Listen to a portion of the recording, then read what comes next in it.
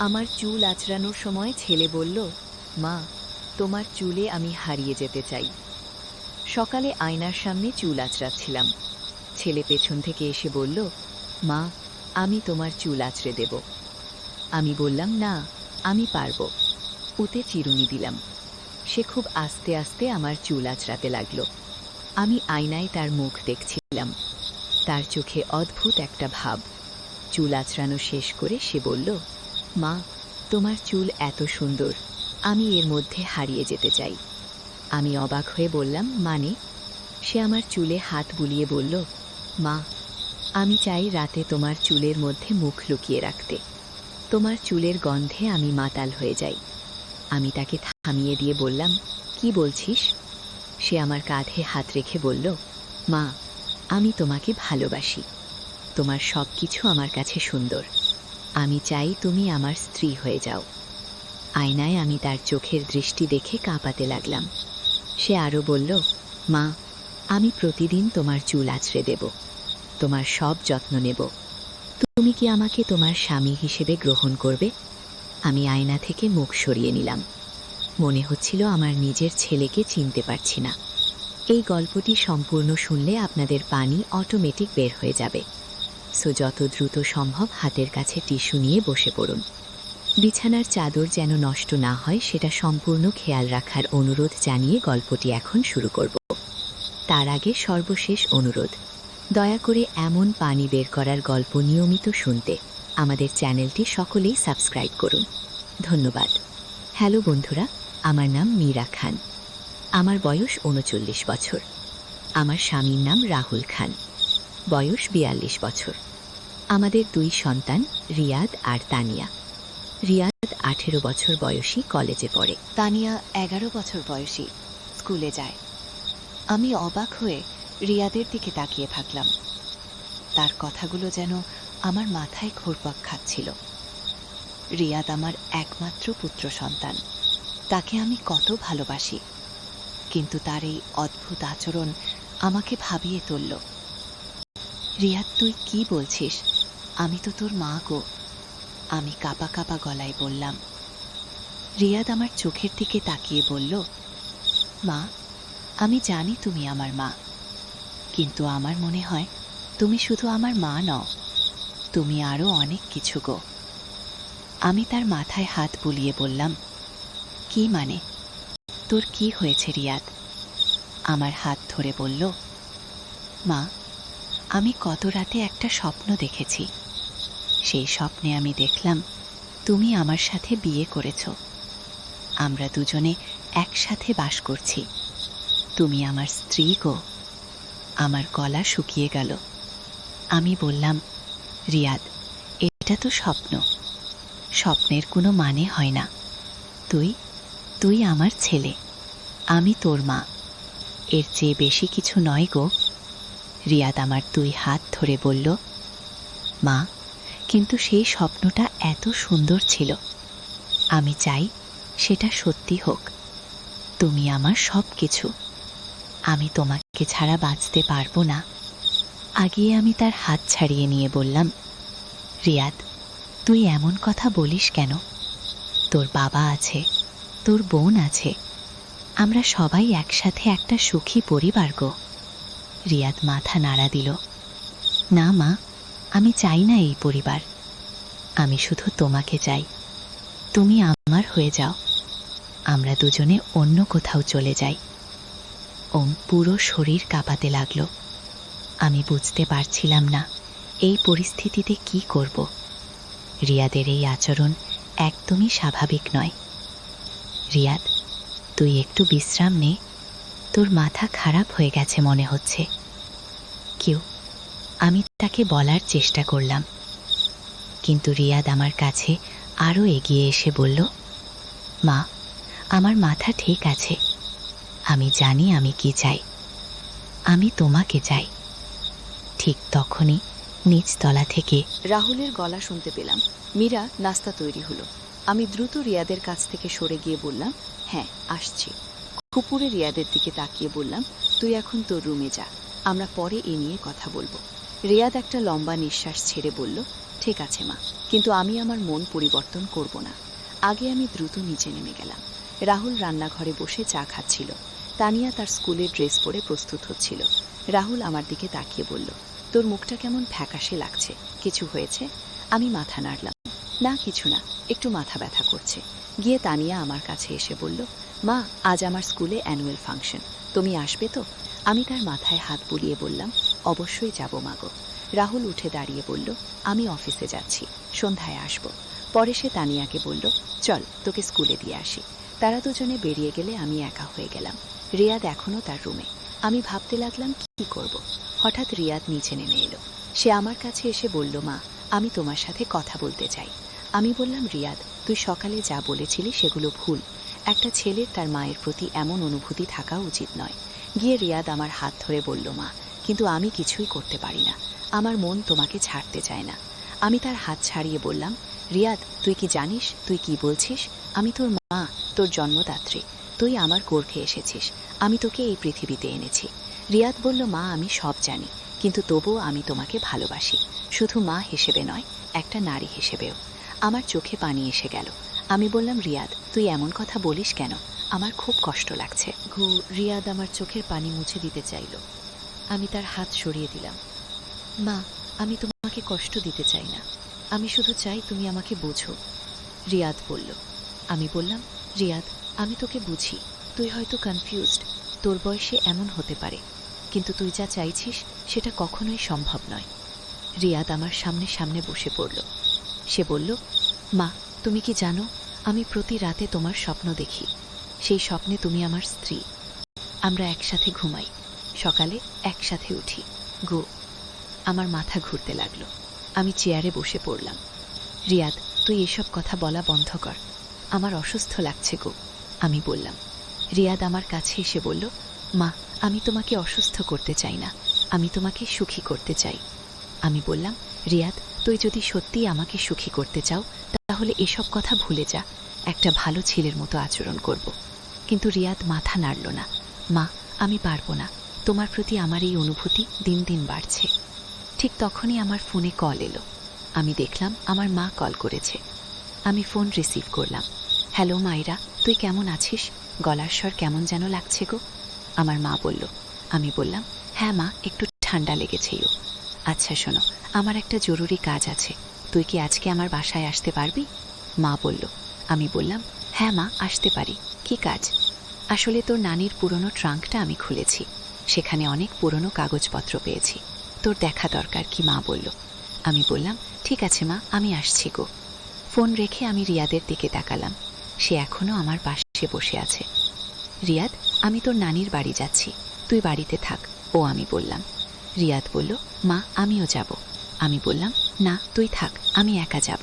রিয়াদ জিদ করতে লাগলো, না মা আমি তোমার সাথে যাব। আমি বুঝতে পারলাম রিয়াদ আমাকে একা ছাড়তে চাইছে না। আমি তাকে নিয়ে যেতে রাজি হলাম। আমরা দুজনে বেরিয়ে রিকশায় উঠলাম।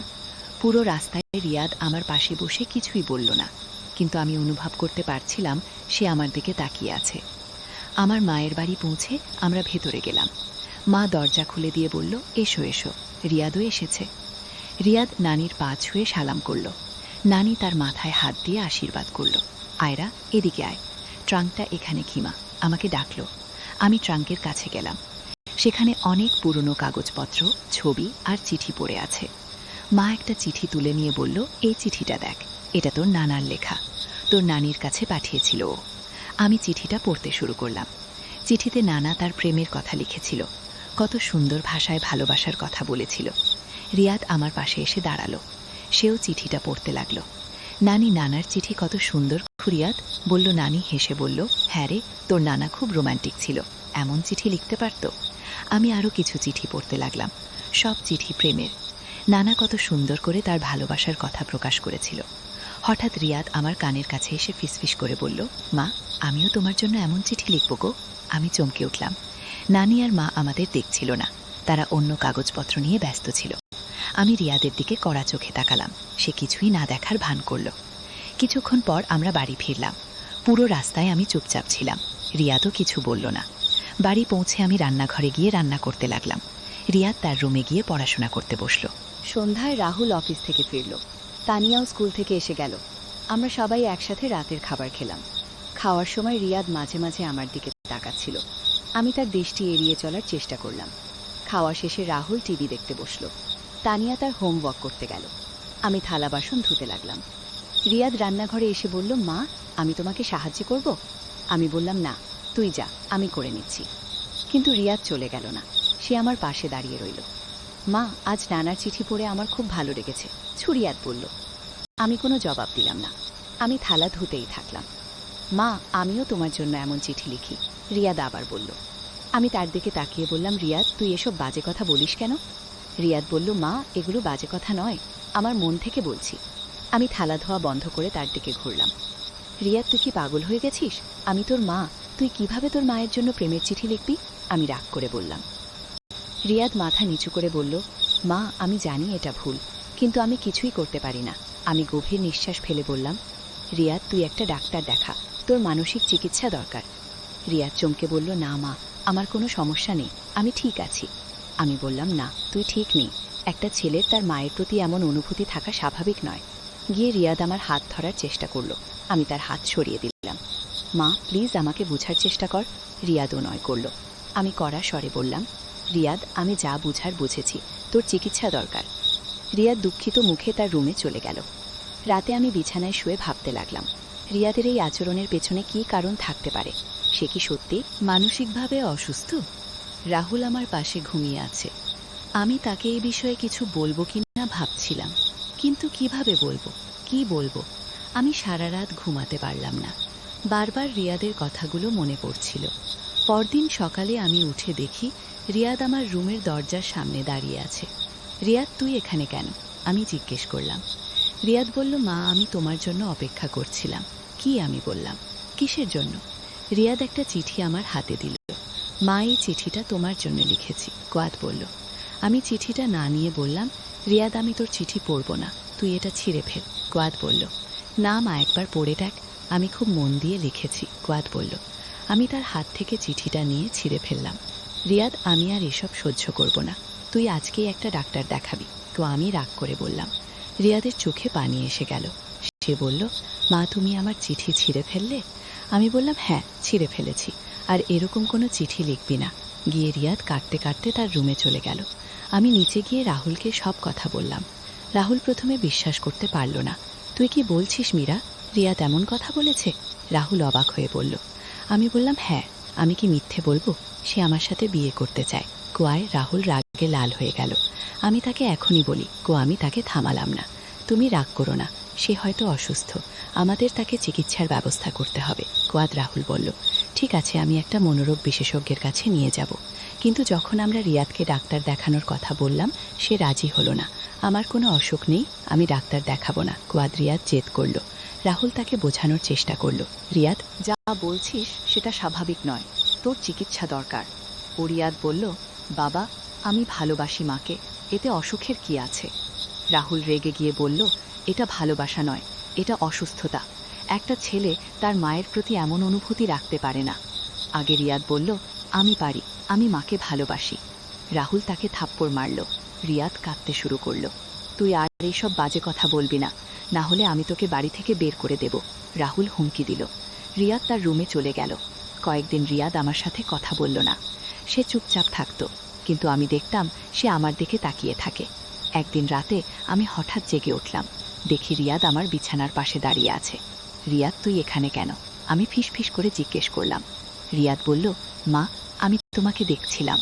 কি? আমি বললাম, তুই পাগল হয়ে গেছিস, চলে যা তোর রুমে। রিয়াদ বলল, মা, আমি তোমার পাশে শুতে চাই। আমি রাহুলকে ডাকতে যাচ্ছিলাম, কিন্তু রিয়াদ আমার মুখে হাত দিয়ে দিল। মা, প্লিজ বাবাকে ডেকো না, আমি চলে যাচ্ছি। রিয়াদ বলল, সে চলে গেল। আমি সারা রাত ঘুমাতে পারলাম না। পরদিন সকালে আমি রাহুলকে সব বললাম। রাহুল খুব রেগে গেল। আমি রিয়াদকে হোস্টেলে পাঠিয়ে দেব, রাহুল বলল। আমি বললাম, না, তার আগে একবার চিকিৎসার চেষ্টা করি। আমরা জোর করে রিয়াদকে একজন মনোচিকিৎসকের কাছে নিয়ে গেলাম। ডাক্তার তার সাথে অনেকক্ষণ কথা বলল। ডাক্তার আমাদের বলল, রিয়াদের একটা মানসিক সমস্যা আছে, এটাকে ইডিপাস কমপ্লেক্স বলে। কিছু ছেলেদের মায়ের প্রতি এমন অনুভূতি তৈরি হয়। আমি জিজ্ঞেস করলাম, এর চিকিৎসা আছে? ডাক্তার বলল, হ্যাঁ, কাউন্সেলিং আর ওষুধের মাধ্যমে এটা ভালো হতে পারে, তবে সময় লাগবে। আমরা রিয়াদে শুরু করলাম, কিন্তু সে ডাক্তারের কথা শুনতে চাইতো না। আমার কোনো অসুখ নেই, আমি মাকে ভালোবাসি, এটাই স্বাভাবিক, রিয়াদ বলতো। ধীরে ধীরে পরিস্থিতি আরও খারাপ হতে লাগলো। রিয়াদ আমার পেছনে পেছনে ঘুরত, আমি কোথাও গেলে সেও যেত। একদিন আমি বাজারে গিয়েছি, ফিরে এসে দেখি রিয়াদ আমার শাড়ি নিয়ে শুকছে। রিয়াদ, তুই কি করছিস? আমি জিজ্ঞেস করলাম। রিয়াদ লজ্জা পেয়ে বলল, মা, আমি তোমার গন্ধ নিচ্ছিলাম গো। আমার গা গুলিয়ে উঠল। তুই সত্যিই পাগল হয়ে গেছিস গো রিয়াদ? রিয়াদ বলল, মা, আমি তোমার সব কিছু ভালোবাসি, তোমার গন্ধ, তোমার চুল, তোমার সব কিছু গো। আমি তার হাত থেকে শাড়ি কেড়ে নিলাম। রিয়াদ, তুই আর এসব করবি না, আমি তোর বাবাকে বলবো গো, আমি হুমকি দিলাম। রিয়াদ আমার পা জড়িয়ে ধরল। মা, প্লিজ বাবাকে বলো না, আমি আর করব না আগে। আমি তাকে ছাড়িয়ে দিলাম। কিছুদিন পর আমি লক্ষ্য করলাম রিয়াদ আমার ব্যক্তিগত জিনিসপত্র চুরি করছে। আমার ব্লাউজ, অন্তর্দাস, এমনকি আমার ব্যবহৃত রুমাল পর্যন্ত। আমি তার রুমে গিয়ে দেখলাম সে আমার জিনিসগুলো একটা বাক্সে রেখেছে। রিয়াদ, এগুলো কি? আমি রেগে গিয়ে বললাম। রিয়াদ লজ্জা পেয়ে বলল, মা, আমি এগুলো সংগ্রহ করেছি গো, আমি সব জিনিস নিয়ে এলাম। রাহুলকে সব বললাম। রাহুল এবার খুবই রেগে গেল। আমি আর সহ্য করতে পারবো না, রিয়াদকে হোস্টেলে পাঠিয়ে দেব গো। কিন্তু রিয়াদ হোস্টেলে যেতে রাজি হলো না। সে বলল, আমি মাকে ছেড়ে কোথাও যাব না গি। পরিস্থিতি এমন পর্যায়ে পৌঁছাল যে আমি বাড়িতে একা থাকতে ভয় পেতাম। রিয়াদ সবসময় আমার পেছনে থাকত। একদিন আমি গোসল করছিলাম, হঠাৎ বাথরুমের দরজায় শব্দ হলো। আমি দেখি রিয়াদ দরজার ফাঁক দিয়ে আমাকে দেখছে। রিয়াদ, আমি চিৎকার করে উঠলাম। রিয়াদ দৌড়ে চলে গেল। আমি তাড়াতাড়ি কাপড় পরে বেরিয়ে এলাম। রাহুল অফিসে, তানিয়া স্কুলে। আমি রিয়াদকে ডেকে বললাম, রিয়াদ, তুই কি করছিলি? রিয়াদ মাথা নিচু করে রইল। তুই আমার গোসলের সময় আমাকে দেখছিলি? আমি জিজ্ঞেস করলাম। রিয়াদ কোনো জবাব দিল না। আমি তাকে থাপ্পড় মারলাম। তুই এত নিচে নেমেছিস? রিয়াদ কাঁদতে শুরু করলো। মা, আমি কিছু করিনি, আমি শুধু তোমাকে দেখতে চেয়েছিলাম গো। আমি বললাম, এটা খুবই খারাপ কাজ, একটা ছেলে তার মাকে এভাবে দেখতে পারে না আগে। রিয়াদ বলল, মা, আমি জানি এটা ভুল, কিন্তু আমি নিজেকে সংযত রাখতে পারি না আগে। আমি বুঝতে পারলাম রিয়াদের অবস্থা আরও খারাপ হয়েছে। আমি রাহুলকে ফোন করে সব বললাম। রাহুল তাড়াতাড়ি বাড়ি এলো। সে রিয়াদকে ডেকে বলল, রিয়াদ, তুই যা করেছিস সেটা অত্যন্ত নিকৃষ্ট কাজ, আমি আর তোকে এই বাড়িতে রাখতে পারবো না আগে। রিয়াদ কাঁদতে কাঁদতে বলল, বাবা, আমি আর কোথাও যাব না, আমি মাকে ছাড়তে পারবো না। রাহুল বলল, তুই যাবি, আমি তোর জন্য একটা হোস্টেলের ব্যবস্থা করব। রিয়াদ আমার পা জড়িয়ে ধরল। রিয়াদ বলল, মা, আমি বুঝতে পেরেছি আমার ভুল, একটা ছেলের তার মায়ের প্রতি সেরকম অনুভূতি থাকা উচিত নয় গিয়ে। আমি বললাম, হ্যাঁ বাবা, তুই এখন ঠিক বুঝেছিস। ও রিয়াদ আবার তার স্বাভাবিক জীবনে ফিরে গেল, কলেজে যেতে লাগলো, বন্ধুদের সাথে মিশতে লাগলো। কিন্তু আমি লক্ষ্য করলাম মাঝে মাঝে সে চুপচাপ থাকে, কিভাবে কে জানে। একদিন সে আমার কাছে এসে বলল, মা, আমি বিয়ে করতে চাই। আমি খুশি হয়ে বললাম, সত্যি? কোন মেয়ে পছন্দ হয়েছে? রিয়াদ বলল, হ্যাঁ, তার নাম সুমি, আমার কলেজের সহপাঠী।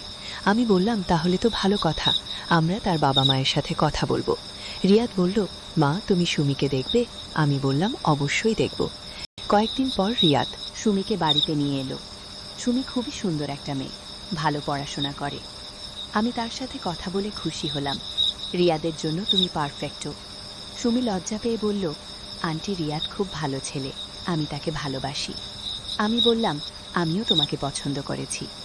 আমরা দুই পরিবারের সাথে কথা বলে রিয়াদ আর সুমির বিয়ে ঠিক করলাম। বিয়ের প্রস্তুতি শুরু হলো। রিয়াদ খুবই খুশি। বিয়ের দিন রিয়াদকে দেখে আমার খুব ভালো লাগলো, সে এখন সম্পূর্ণ সুস্থ। বিয়ের পর রিয়াদ সুমিকে নিয়ে আলাদা ফ্ল্যাটে থাকতে শুরু করলো। কিছুদিন পর সুমি আমার কাছে এলো। আন্টি, আমার একটা কথা বলার ছিল। আমি বললাম, কি কথা? সুমি বলল, রিয়াদ মাঝে মাঝে স্বপ্নে কথা বলে, আপনার নাম নেগো। আমার মনটা খারাপ হয়ে গেল। কি ধরনের কথা বলে? সুমি বলল, সে বলে, মা, আমি তোমাকে ভালোবাসি, তুমি আমার কাছে এসো। আমি চিন্তিত হয়ে পড়লাম, রিয়াদ কি এখনও সুস্থ হয়নি? আমি রিয়াদকে ডেকে জিজ্ঞেস করলাম, রিয়াদ, তুই কি এখনও আমার কথা ভাবিস? রিয়াদ একটু অস্বস্তি বোধ করে বলল, না মা, আমি এখন সুমিকে ভালোবাসি। আমি বললাম, তাহলে তুই রাতের স্বপ্নে আমার নাম নিয়ে কথা বলিস কেন? রিয়াদ চমকে উঠল। সুমি তোমাকে বলেছে? আমি বললাম, হ্যাঁ বলেছে। রিয়াদ মাথা নিচু করে বলল, মা, আমি জানি না কেন এমন হয়, আমি চেষ্টা করি না ভাবতে, কিন্তু মাঝে মাঝে স্বপ্ন দেখি গো। আমি বললাম, রিয়াদ, তোর আবার ডাক্তার দেখানো উচিত। কি রিয়াদ বলল, না মা আমি ঠিক আছি, শুধু মাঝে মাঝে স্বপ্ন দেখি গো। আমি বুঝতে পারলাম রিয়াদের সমস্যা পুরোপুরি ভালো হয়নি, কিন্তু কয়েক মাস পর সুমি গর্ভবতী হলো। রিয়াদ খুবই খুশি হলো। মা আমি বাবা হতে যাচ্ছি, রিয়াদ আমাকে বলল। আমি বললাম তোর খুব যত্ন নিতে হবে সুমির। রিয়াদ বলল, হ্যাঁ মা, আমি খুব যত্ন নেব। সুমির সন্তান হওয়ার পর রিয়াদ সম্পূর্ণ পরিবর্তন হয়ে গেল। সে এখন তার স্ত্রী আর সন্তানকে নিয়ে ব্যস্ত। আমার প্রতি তার সেই অদ্ভুত অনুভূতি এখন আর নেই। একদিন রিয়াদ আমার কাছে এসে বলল, মা আমি তোমার কাছে ক্ষমা চাই। আগে আমি যা করেছিলাম সেটা খুবই ভুল ছিল। আমি তার মাথায় হাত রেখে বললাম, সেসব ভুলে যা, তুই এখন একজন ভালো স্বামী আর বাবা। রিয়াদ বলল, মা আমি এখন বুঝতে পারি একজন মা মানে কি। মা হচ্ছে সবচেয়ে পবিত্র সম্পর্ক। আমি হেসে বললাম, হ্যাঁ বাবা, ঠিক বলেছিস। এভাবেই আমাদের পরিবারে আবার শান্তি ফিরে এলো। রিয়াদ এখন একজন সুস্থ স্বাভাবিক মানুষ। কিন্তু এই ঘটনা আমাকে শিখিয়েছে যে পারিবারিক সম্পর্কের ক্ষেত্রে সতর্ক থাকা কত জরুরি। যদি সময় মতো রিয়াদের চিকিৎসা না করাতাম তাহলে কি হতো কে জানে। আজ রিয়াদের ছোট্ট মেয়ে আমার কোলে খেলে। আমি তাকে দেখে ভাবি জীবনে কত রকম পরীক্ষা আসে, কিন্তু সব পরীক্ষাতেই উত্তীর্ণ হতে পারলে পরিবার আরও শক্তিশালী হয়। রিয়াদ এখন তার কাজে মনোযোগী, সুমিকে খুব ভালোবাসে। তাদের সংসার খুবই সুখের। মাঝে মাঝে আমি ভাবি রিয়াদের সেই কঠিন সময়ের কথা, কিন্তু সেসব এখন অতীত। এই গল্পের মাধ্যমে আমি বুঝতে পেরেছি যে পরিবারের কোনো সদস্যের মানসিক সমস্যা হলে সেটাকে লুকিয়ে রাখা উচিত নয়, বরং দ্রুত চিকিৎসার ব্যবস্থা করা উচিত। রিয়াদের মতো সমস্যা অনেক ছেলেরই হতে পারে, কিন্তু সঠিক চিকিৎসায় এর সমাধান সম্ভব।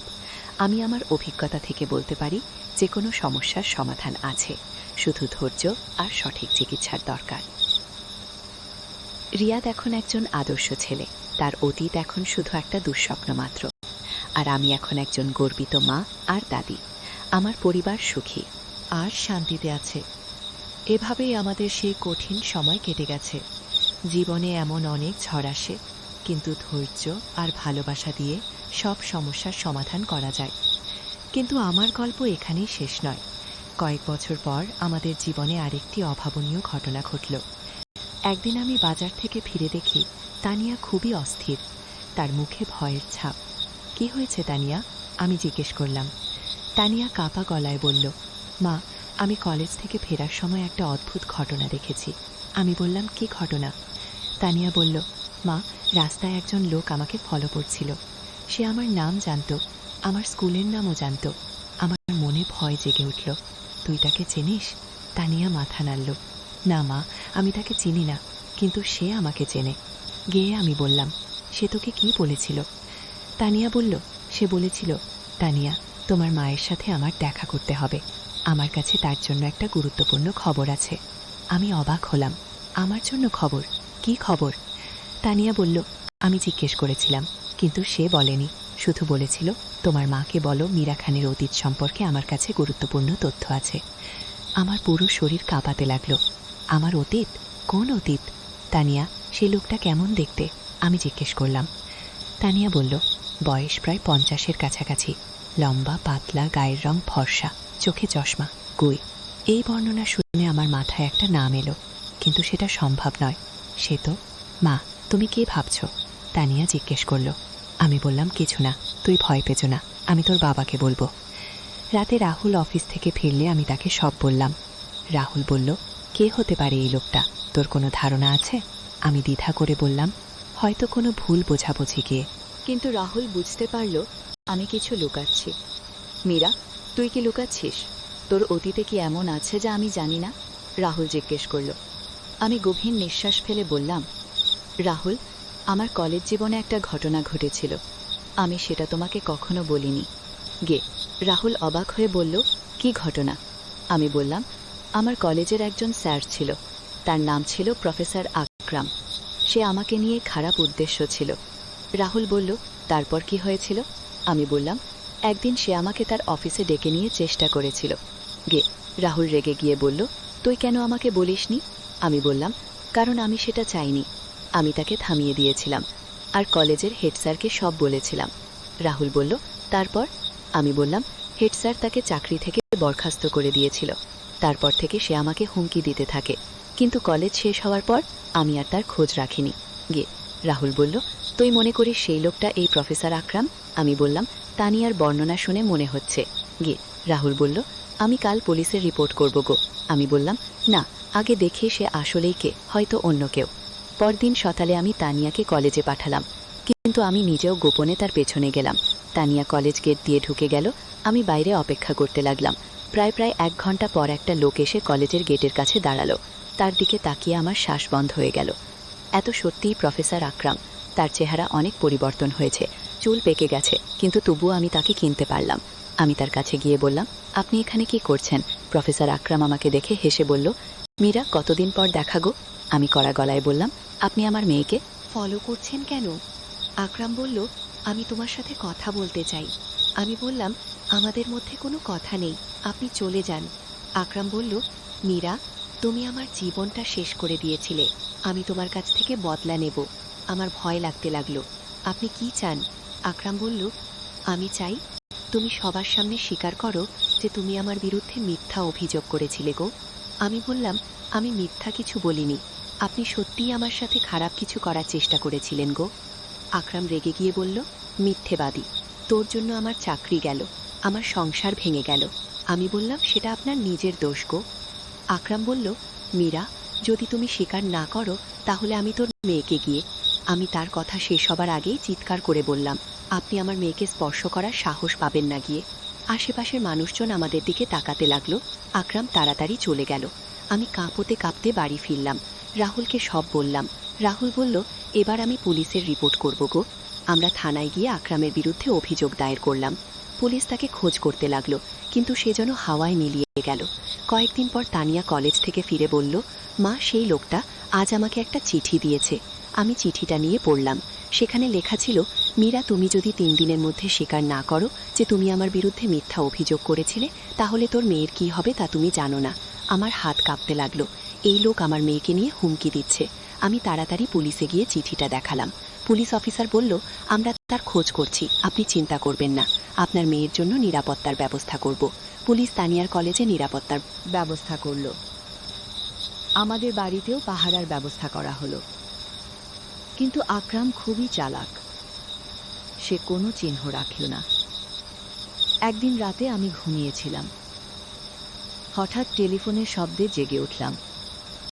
ফোন তুলে শুনলাম আকরামের গলা, মীরা, তোর সময় শেষ।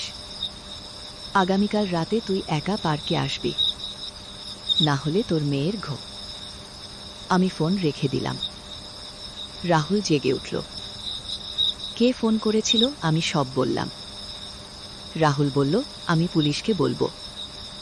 পরদিন পুলিশের সাথে পরিকল্পনা করলাম। তারা গোপনে পার্কে থাকবে, আমি যাব, কিন্তু চারদিকে পুলিশের লোক থাকবে। রাতে আমি পার্কে গেলাম। আকরাম এলো। মীরা, তুই এসেছিস? আকরাম বলল। আমি বললাম, আপনি আমার কাছে কি চান? আকরাম বলল, আমি চাই তুই স্বীকার করিস যে তুই আমার বিরুদ্ধে মিথ্যা অভিযোগ করেছিস।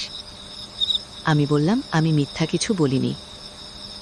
আকরাম রেগে গিয়ে একটা ছুরি বের করল। তাহলে মরে যাঘো। সে আমার দিকে এগিয়ে এলো। ঠিক তখনই পুলিশ এসে তাকে ধরে ফেলল। আকরাম চিৎকার করে বলল, ছাড়ো আমাকে, আমি এই মেয়ের সাথে হিসাব মিটিয়ে নেব। পুলিশ তাকে গ্রেফতার করল। কোর্টে মামলা চলল। আকরামকে 10 বছরের জেল হলো। এভাবে আমাদের জীবনে আরেকটি সংকট শেষ হলো। তানিয়া এখন নিরাপদ, আমিও নিশ্চিন্ত। কিন্তু এই ঘটনা আমাকে শিখিয়েছে যে অতীতের ভুলগুলো কখনো কখনো বর্তমানে ফিরে আসে। আমি রিয়াদকে সব বললাম। সেও খুব রেগে গেল। মা, তুমি আমাকে বললেনি কেন? আমি তাকে দেখিয়ে দিতাম। কুয়াত বলল। আমি বললাম, তুই এখন একজন বিবাহিত মানুষ, তোর সংসারের দায়িত্ব আছে। রিয়াদ বলল, মা, তুমি আমার মা, তোমার বিপদে আমি সব সময় পাশে থাকব। এই কথা শুনে আমার চোখে পানি এসে গেল। রিয়াদ এখন সত্যিই একজন ভালো ছেলে। এভাবে আমাদের পরিবারে শান্তি ফিরে এলো। তানিয়াও এখন নিশ্চিন্তে কলেজে যেতে পারে। আজ আমি পেছনে ফিরে তাকিয়ে দেখি কত রকমের সমস্যার মুখোমুখি হয়েছি। রিয়াদের মানসিক সমস্যা, তারপর আকরামের হুমকি, কিন্তু প্রতিটি সমস্যার সমাধান হয়েছে। আমি বুঝেছি যে জীবনে যত বড় সমস্যাই আসুক, ধৈর্য আর সাহস রাখলে সবকিছুর সমাধান হয়। আমার পরিবার এখন সুখে আছে। রিয়াদ একজন ভালো বাবা হয়েছে, তানিয়া পড়াশোনায় মনোযোগী, আর আমি একজন সন্তুষ্ট মা। জীবনে অনেক ঝড়ঝঞ্ঝা এলো, কিন্তু আমরা সবাই মিলে সেগুলো মোকাবেলা করেছি। এখন আমাদের বাড়িতে শুধু হাসি আর আনন্দ।